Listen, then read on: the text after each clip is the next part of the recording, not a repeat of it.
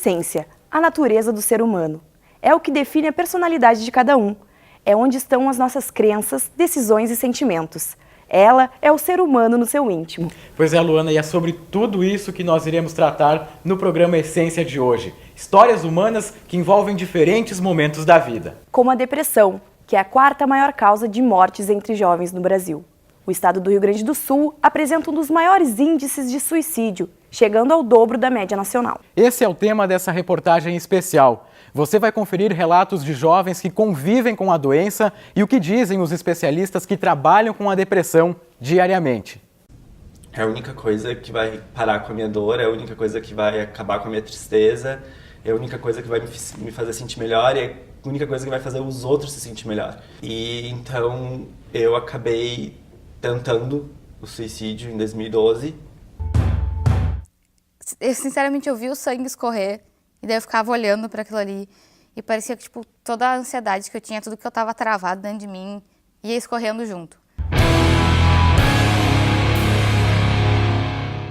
Então eu não sei responder quem eu sou. E às vezes eu sinto como se a depressão fosse a única coisa que me definisse, porque nos últimos anos ela é a única coisa constante na minha vida. Eu não sinto falta da depressão quando eu vejo que eu tô melhorando ou tenho um dia positivo, sabe? Porque eu sei o quanto ela me tira, mas a única coisa que eu consigo, quando as pessoas perguntam quem eu sou, a única coisa que eu consigo pensar é tipo assim, não tenho nada constante na minha vida, a não ser a depressão. Então, tipo, ela não só atrapalha, mas ela também me impede de enxergar quem eu também sou. Acho que agora eu posso ser pé no chão, mas eu posso ser autoconfiante, eu não preciso ser pessimista. Ser pé no chão não é só ser pessimista, pensar que as coisas podem dar errado. É pensar que as coisas podem dar certo também. Poder olhar para o futuro. E agora eu sou uma pessoa que quer olhar para o futuro e quer ter um futuro bom e tem sonhos e não vai ficar pensando que as coisas vão ser ruins para sempre.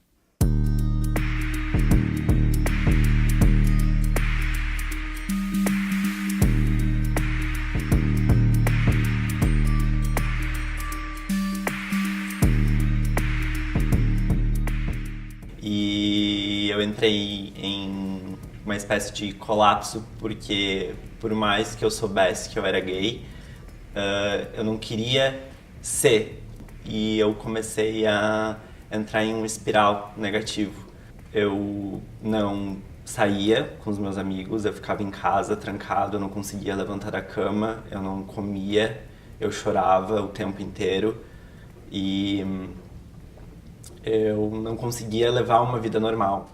Isso em conjunto com diversos outros fatores, de não me sentir suficiente para as pessoas, não me sentir suficiente para a faculdade, começou a me deixar muito mal. E eu, tipo, ficava horas e horas atirada no chão, chorando, sem conseguir me levantar, porque eu não tinha força para isso. Tipo, não tinha necessidade de me levantar. Para que eu ia me levantar, sabe?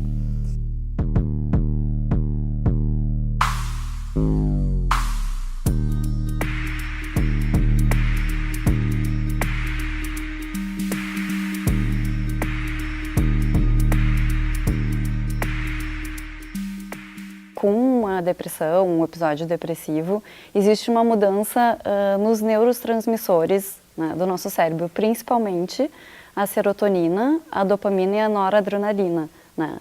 E com essa alteração, a gente acaba tendo os sintomas de depressão, que são essas mudanças tanto no humor quanto na dificuldade de ter energia. A pessoa sente mais sonolência ou com insônia, sente mais apetite ou perda de apetite.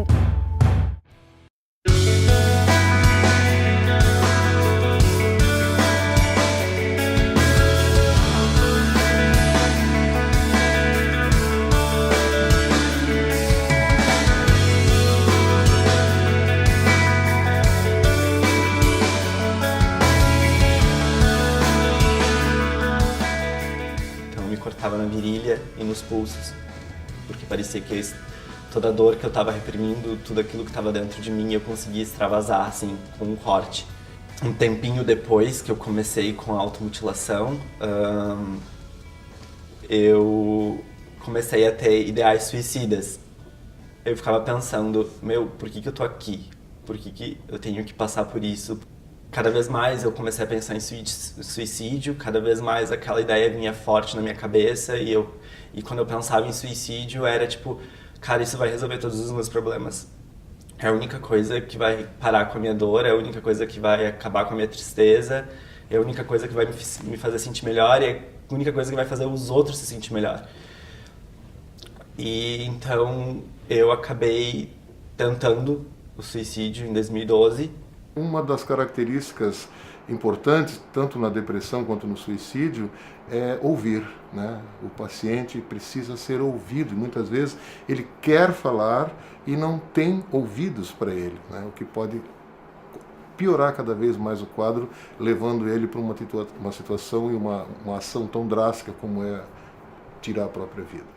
Eu pratiquei automutilação, porque nesses lapsos que eu tinha de não conseguir levantar do chão, parecia que a única coisa que me fazia ter força e que tipo, me tirava da paralisia que eu tava era me cortar. Eu, sinceramente, eu via o sangue escorrer e daí eu ficava olhando para aquilo ali e parecia que tipo, toda a ansiedade que eu tinha, tudo que eu tava travado dentro de mim, ia escorrendo junto.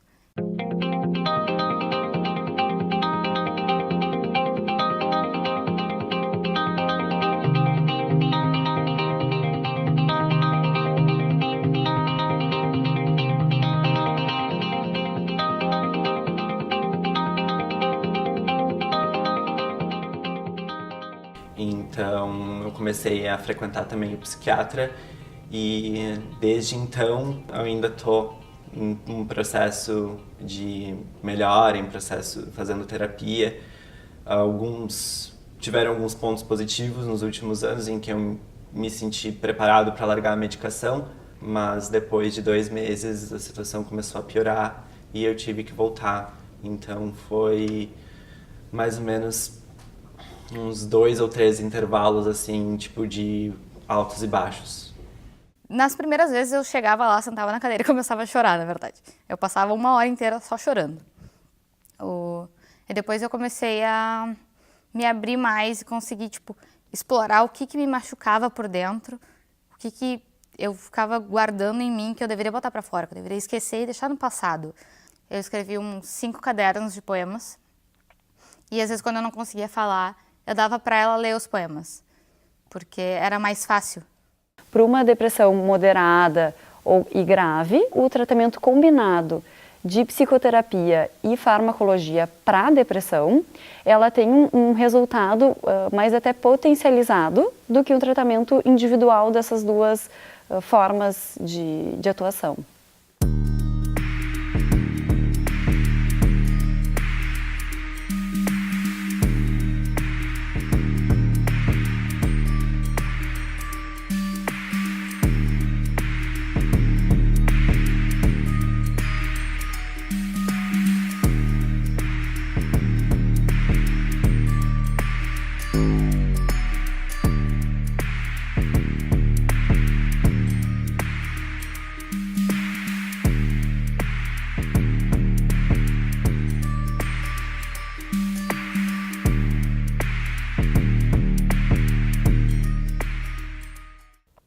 De início, eu preferia me manter um pouco reservado a esse respeito, porque as pessoas ainda têm muito preconceito com transtornos mentais. Eu também tenho ansiedade, síndrome do pânico, então são outras 2 doenças que me prejudicam. Então, no início, há 5 anos atrás, 6, 7 anos atrás, eu não conseguia falar, porque eu não queria sofrer preconceito, eu não queria que as pessoas chegassem e falassem, tu não tem o direito de estar se sentindo assim. Eu ficava de mau humor o tempo inteiro, eu xingava todo mundo o tempo inteiro, eu queria ficar sozinha o tempo inteiro. Agora não, agora eu sinto mais vontade de ficar com as outras pessoas, mais vontade de fazer as coisas, eu me sinto mais animada agora.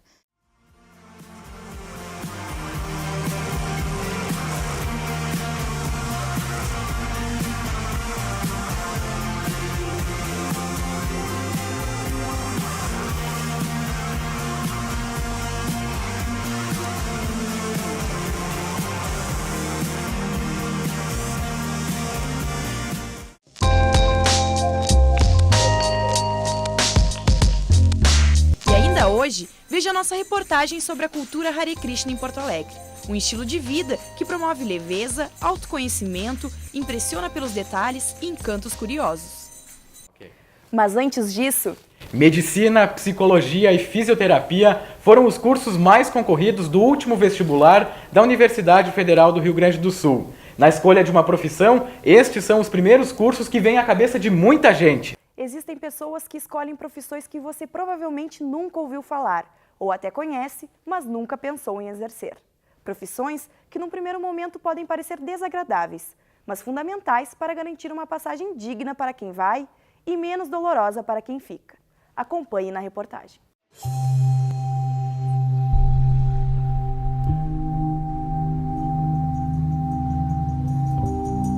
Um assunto desagradável, mas por que ter medo do que é inevitável?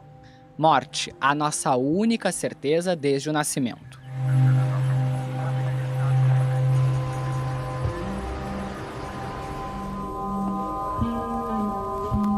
Eu levei meus filhos para trabalhar comigo num cemitério onde eu trabalhava em São Paulo. E a minha filha mais velha tinha um trabalho da escola para fazer, para dizer como tinha sido o final de semana dela. Ela tinha que desenhar o fim de semana dela. Ela desenhou um cemitério. Alguém precisa trabalhar com a morte. Carolina Maluf, a Nina, é tanatopraxista há 13 anos. Ela é responsável pela preparação de cadáveres. O banho do corpo, a maquiagem, a última peça de roupa, tudo passa pelas mãos da profissional. Eu chego em casa, eu apago tudo que aconteceu aqui dentro. Aí eu vou cuidar das minhas coisas, limpar a casa, ter a minha vida normal, cuidar do meu gato, ver meus filhotes. Mas de pronto assim, eu não... Se eu te disser que não me passa nada na cabeça. Meu intuito, eu boto meu pé aqui dentro, é uma vida. Eu boto meu pé lá fora, é outra vida. É mais ou menos assim que eu ajo. Porque senão a gente acaba enlouquecendo, né? Há 7 anos, ela dá cursos por todo o Brasil, ensinando as técnicas de preparação de defuntos. Nessa funerária em Canoas, na Grande Porto Alegre, a turma aprende na prática desde o primeiro dia de aula. O curso dura 5 dias e custa em média R$2.000. Rudinei e Juliano já terminaram as aulas e hoje trabalham com Nina. Eu trabalhava com cobrança, era muita incomodação. Eu tentava cobrar as pessoas, elas me xingavam muito. Quando eu estava querendo sair da empresa, eu também xingava eles de volta. E tá aqui é bem melhor do que telemarketing. Por mais que tenha um cheiro ruim, essas coisas, dá pra aceitar de boa. Foi numa dessas aulas que Nina conheceu o então aluno Vinícius. Além de eu ter deixado o meu dinheiro para ela, né, que foi um dinheiro bem suado, bem sofrido, né? Eu acabei, acho que até de uma forma inconsequente, assim, acabei deixando até meu coração para ela. Oh, que bonitinho. Costumamos dizer que, de fato, a morte nos uniu. Foi por ela que a gente tá junto hoje. E aí a gente tá planejando casar no ano que vem, né, 2018. Temos planos já. Já estamos organizando tudo, só que a gente ia fazer dentro do cemitério. Só que não deu muito certo, porque o número de convidados é muito grande, aí não ia caber na capela. Então a gente desistiu dessa ideia e vamos fazer normalzinho, como manda figurino. Mas vai ser um casamento fora de contexto, assim. Vai ser aquém dos outros. Vai ter caixão. Na rotina da funerária, a espera toma a maior parte do trabalho. E enquanto um cliente não chega, o chimarrão, o café e o cigarro são a companhia ao longo da madrugada. Meu filho me chama de dragão. Chegamos às 9 horas da noite de um domingo. Segundo Nina, um dos dias que o serviço é maior. O primeiro corpo chegou somente na madrugada por volta das 3 horas da manhã. Ao receber a notificação, a equipe começa a se preparar. Vou explicar por que das toucas. O cabelo é catalisador de mau cheiro. Se a gente não colocar as toucas, principalmente a gente que é mulher que tem cabelo comprido, o cheiro vem todinho no cabelo da gente. E aí a gente chega com cheiro de morto dentro de casa, e não dá. Então a gente bota as touquinhas pra... A gente não sabe o que tá vindo, né?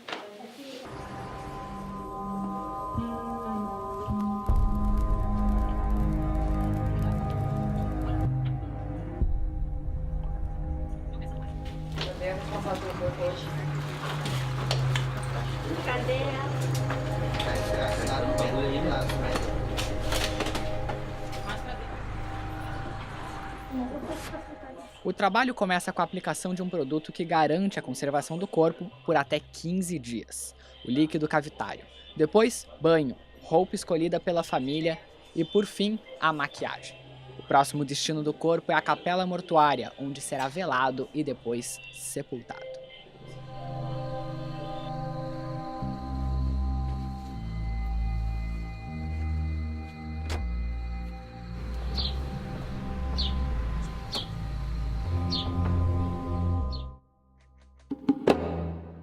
Estamos no Palácio da Polícia em Porto Alegre. Aqui funciona o Instituto Geral de Perícias. Conheceremos Marcelo, que trabalha há 20 anos como técnico em perícias. Ele é o profissional responsável pela remoção de pessoas que morreram de forma violenta.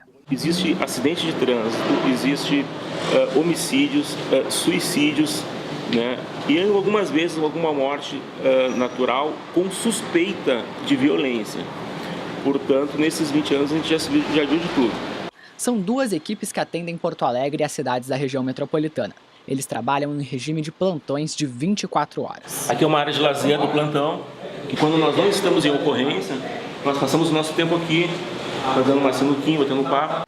O IGP está subordinado à Secretaria de Segurança Pública do Estado. Não fomos autorizados a acompanhar uma remoção. O Rio Grande do Sul, ele conseguiu incorporar a Segurança Pública do Estado à Força Nacional. Até aquele momento ali estava bem complicado, com aqueles casos de esquartejamento, aqueles casos de duplo homicídio, triplo homicídio. Depois de descobertas as causas da morte, o corpo periciado é liberado para os atos fúnebres, um trabalho que acontece em apenas 23 locais autorizados na capital. Mercado para os alunos do curso de Nina, e é numa funerária que trabalha o Felipe, outro profissional ligado à morte. Bom, o lugar onde eu tô sentado aqui normalmente senta uma pessoa que não tá numa situação muito fácil, né, Felipe? Mas hoje eu vim conhecer o Felipe, que trabalha aqui na agência funerária. Na verdade é um negócio da família dele. A gente veio conhecer um pouco essa história. Como é que começou, Felipe? Começou com meu pai, trabalhando junto com, acho que era um primo, um amigo dele, que tinha uma funerária já. Daí passou um tempo, depois ele comprou uma. Achou que o negócio valia a pena e comprou uma. Isso já faz uns quase 20 anos. Essa aqui a gente já tem há uns 15. Então que eu trabalho aqui desde os 14, já tô com 29, 15 anos já. Essa aqui, a funerária de janeiro. E como foi pra ti crescer nesse trabalho, nesse ambiente, que normalmente as pessoas não querem estar perto da morte, né? Sim, as pessoas têm medo. Eu brinco que eu brincava perto dos caixões. Então, minha infância foi meio próxima, que aí um dia eu cheguei mais perto, daí me explicaram como é que era, daí eu ajudei a botar uma meia, daí foi indo, e desde os 14 que eu trabalho mesmo, já de fazer toda a parte de administração e de preparação dos corpos. A família vem. A família chega até aqui, a gente deixa ela bem à vontade para escolher a urna que ela quiser. A gente sempre fala que ela tem uma ordem.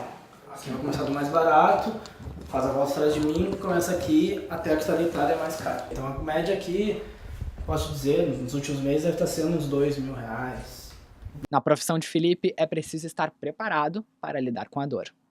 Hoje eu tenho bastante experiência, bastante tempo de trabalho aqui, esse sentimento é diferente.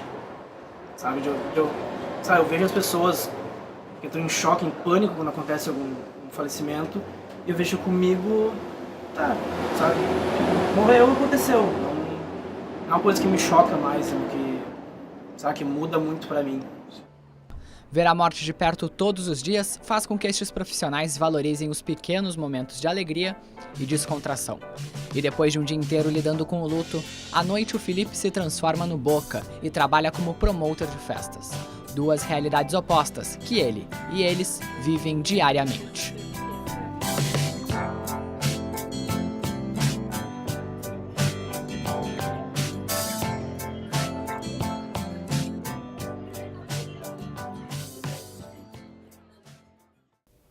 Não é tarefa fácil conhecer outras religiões e seus costumes no Brasil.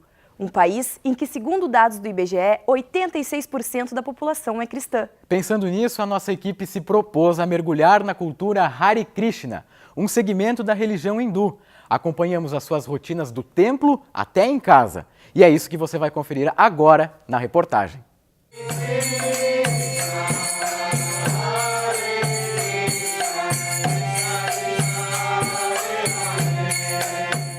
Na cultura Hare Krishna, mantras servem para purificar a alma. Quanto mais alto se canta, maior o grau de elevação espiritual.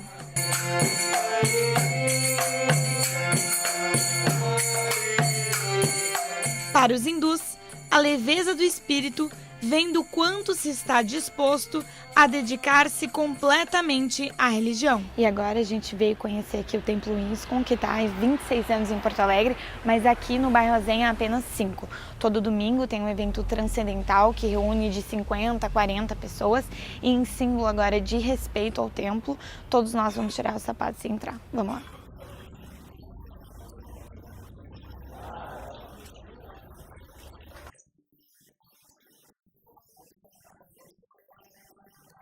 Canta sentado e de uma forma mais melódica, mais meditativa, pode fechar os olhos, cantar com mais concentração. Né?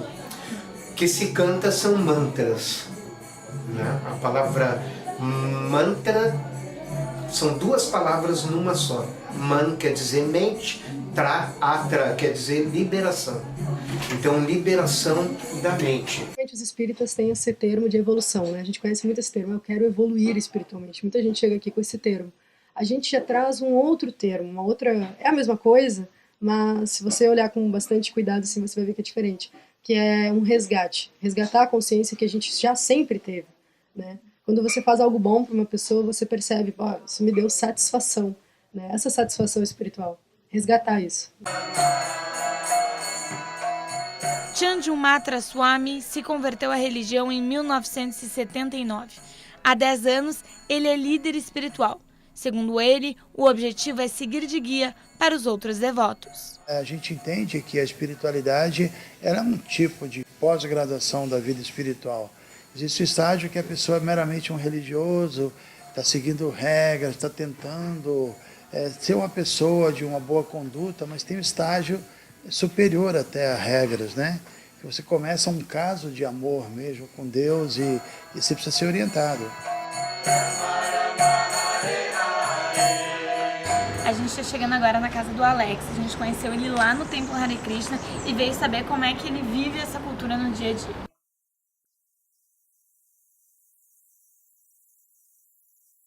Em uma sociedade em que a homossexualidade ainda é tabu dentro das religiões, Alex se considera bem recebido na cultura.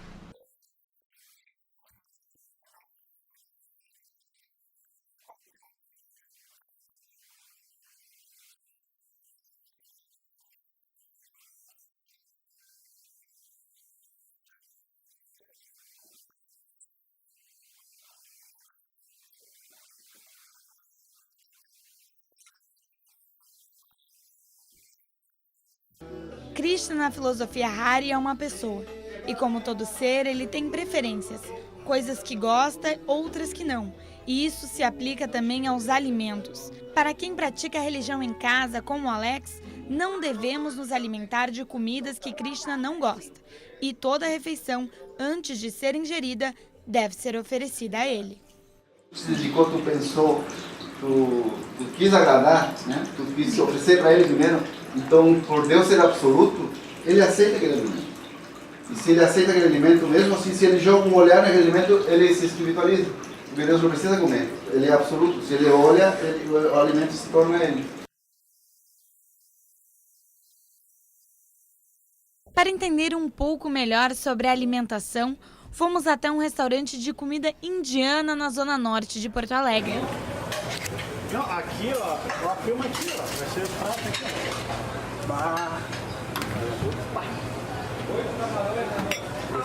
Alexandre Charim é o dono do restaurante. Ele foi pela primeira vez à Índia com a família quando tinha apenas 17 anos e se apaixonou pela gastronomia da região.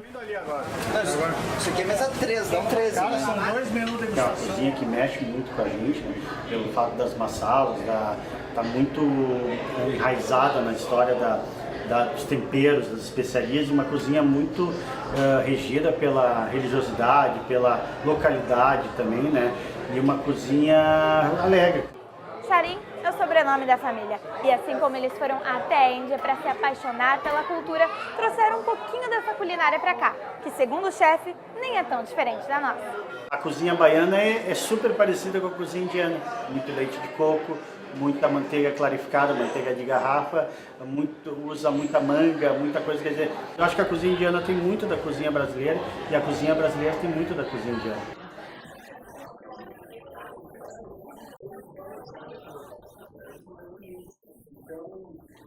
Justamente no país que tem mais católicos do mundo, a nossa ideia era essa mesmo, era despir não só eu, como a equipe, como quem vai assistir, de todo e qualquer preconceito. Entrar na religião Hare Krishna, que a gente descobriu que não é só uma religião, é uma cultura, é um estilo de vida, e foi isso que a gente fez. E o Essência de hoje fica por aqui. Muito obrigada pela sua companhia. A gente te espera no próximo programa. Boa noite.